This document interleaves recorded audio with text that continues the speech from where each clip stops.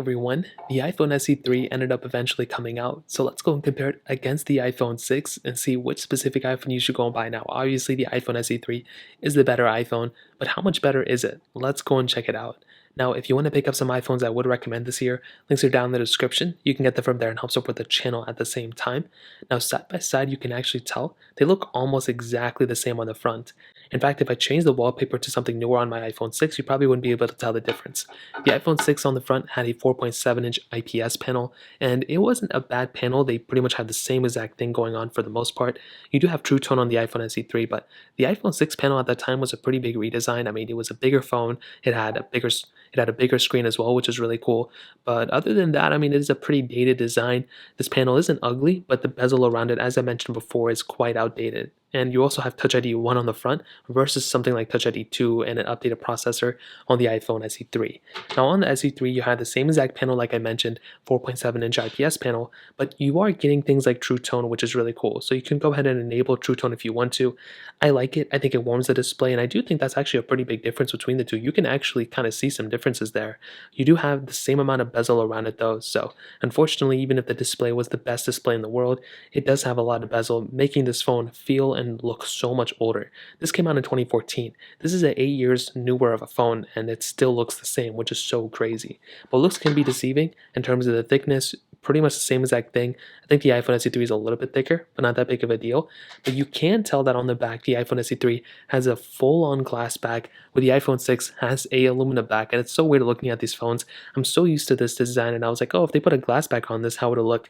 Well, this is exactly what it would look like. But the glass back does bring some cool things. You do get wireless charging with this phone, which is really cool. So if you wanted to wirelessly charge your device, you have that capability with something like the iPhone, SE3, which is awesome. iPhone 6 does not have IP certification, where the iPhone SE3 does have IP certification too, so those are some big things to keep in mind. You do have lightning ports on the bottom of both these phones, but you do have a headphone jack on the bottom of the iPhone 6. So that is probably something that a lot of people would love to still have a headphone jack, and the iPhone 6 does have it, so that's kind of cool. And the outside, that kind of covers it. There's really not much else going on with these phones. Now, one of the biggest differences, probably in my opinion, is actually with the longevity. The iPhone 6 came out in 2014, and it is completely outdated now. This thing stopped getting software updates at iOS 12, which was, many years ago. However, one thing to keep in mind is that the iPhone 6 has gotten some security updates here and there, which is actually very surprising. I would not recommend buying an iPhone 6 anymore, but it is kind of weird that this iPhone is still kind of supported with software. We haven't gotten an update in a while, but still it's kind of there if you want to go and look into it. With the iPhone SE3, on the other hand, this iPhone just got started with software. This device is theoretically going to be lasting for a very long amount of time, and that's probably one of its biggest, strongest, assets. This iPhone is going to outlast the iPhone 6 because it's already outlasting it. This one's not getting any more software updates, but this device is still here for quite a bit of time. So with something like the iPhone SE3, this device is going to be here for a long time. That doesn't necessarily mean you have to buy this iPhone, but when it comes down to it, this is a much better device for sure, in my opinion. So that kind of covers it up there. Now let's go and do a speed comparison between both these devices. The iPhone SE3 has that Apple A15 Bionic chip inside of it with 4 gigabytes of RAM, where the iPhone 6 has that Apple A8 chip inside of it with 1 gigabyte of RAM. So let's go and see which one is the fastest one between both of these.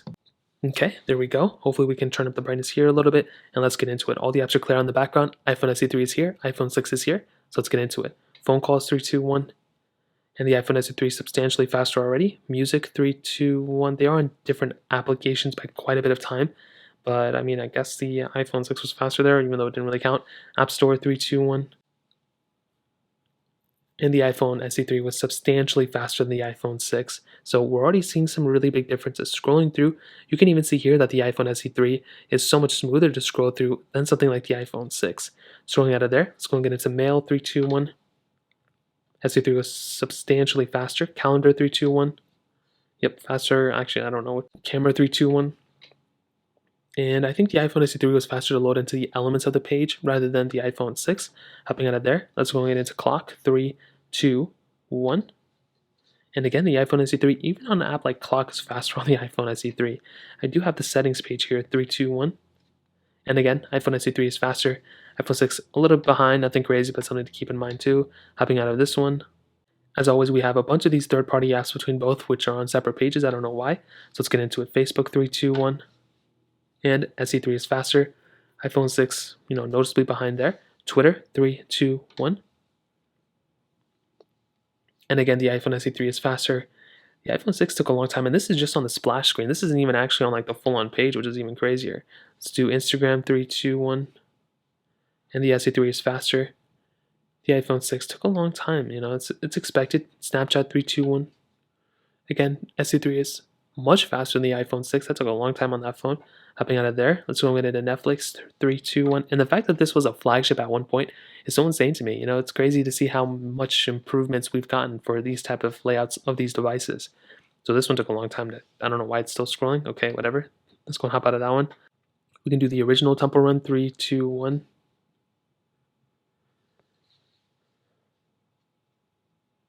And I think this is going to be just an annihilation of the iPhone 6 right here. So fully loaded on the iPhone SE3, the iPhone 6 took quite a bit of time, which again, I did not think it was going to be this big of a difference, but it is an older phone by quite a bit, so that took a long time. Let's go and hop out of that one. Even getting out of an application is so much faster on the iPhone SE3. Let's go and get into some of these other apps. Quizlet 3, 2, 1. Faster on the iPhone SE3. 6 taking its time again. Don't know why it takes this long every single time. And I don't even know why it takes that long. I do not remember that phone being this slow. Dropbox 3, 2, 1. And again, the iPhone 6, slower for sure. iPhone SE3, substantially faster. And we'll end it off with Snake vs. Blocks 3, 2, 1. If this game takes a long time, then we'll have to just kind of end it early. But I think it's quite obvious the iPhone SE3 is a substantially faster phone than the iPhone 6. But back in the day, the iPhone 6 was a very fast phone, I'm sure. It was a flagship. But definitely when it comes down to these two, the iPhone SE3 is substantially faster. It's just worlds different. So when it comes down to that, that kind of covers it up there. Now let's go and hit on the cameras, and I want to see this first. Of course, the RAM isn't going to be that good on the iPhone 6, so let's go and hit on the cameras.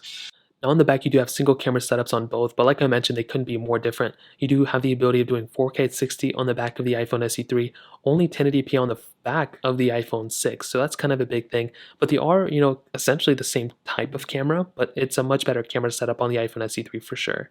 With the iPhone 6 camera, I mean, this thing, like I mentioned, was probably good back in the day, in 2014, maybe 2015, but it's really not that good of a camera anymore. I mean, it's very foggy. It doesn't really look super good. You don't have really too many modes. You don't even have 4K on the back of this phone, which, as I mentioned before, is pretty dated. You do have things like video mode, slow-mo, photo, square, panorama mode, but it's nothing crazy. But it's really not a bad camera either. Like, to be honest, it could be way worse than this thing, but it's really not that good of a camera anymore. With something like the iPhone SE 3rd generation, you're getting a much better camera setup. I mean, this thing is substantially better. I don't think it's that much better than the SE2, but it is still a better phone overall. You're getting things like portrait mode, you're getting things like 4K at 60 on the back, you're getting these still the same time-lapse and slow-mo mode, but you're still getting a much better camera setup when it comes down to it. So when it comes down to these two devices specifically, the iPhone SE3 could not be a much better phone. I mean, this is a way better camera than the iPhone 6, and to be honest, the iPhone SE3 is a way better phone than the iPhone 6. I mean, these phones couldn't be way more different. The SE3 is faster, it performs better, way better build quality, much longer software ahead of its, cycle, better cameras, better battery life. This thing has it all. It's a really good upgrade from the iPhone 6. If you want to get a brand new iPhone and you have $429 to spend and you want to keep it in relatively the same body, well, this is not a bad option for you. The iPhone 6 is, I would recommend updating your phone as soon as possible if you have this specific device, and if it means going to an SE3, then I would say go for it. But if you're okay with getting something like with a gesture-based design, well, something like the iPhone 11 may be a better way to go for some people. But I think with something like the iPhone 6, this is a great device to upgrade from. So this is a good phone. I mean, when it first came out, it was good and everything. It's not really a good phone anymore. So because of that, going to an iPhone SE3 is probably the thing that makes the most amount of sense. But again, if you have the money, go for something like an iPhone 11, iPhone 13, but the more the merrier. But the SE3, I think, is a really, really good upgrade from the iPhone 6 in my opinion. So that kind of covers it. If you guys have any other questions or anything like that, let me know in the comment section below. Hit the like button, that'll mean so much, but definitely hit that subscribe button. More importantly than everything else, I love every single one of you guys. Hopefully I'll catch you guys in the next video. Peace out till then.